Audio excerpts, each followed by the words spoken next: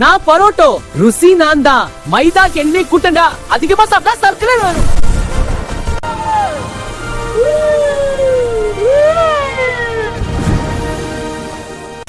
நான் எண்ணெயில பொரிச்ச பரோட்டா. டேய், என்னடா இது?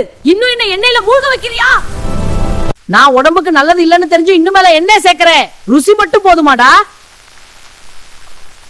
டேய், நான் உள்ள வந்துட்டேன். இப்ப பாரு, எண்ணெய் எல்லாம் உடம்புல சேமிக்கப்படுது.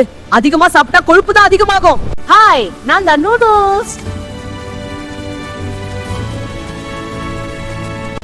மைதா மசாலா ஃபுல் செட்டப்டா.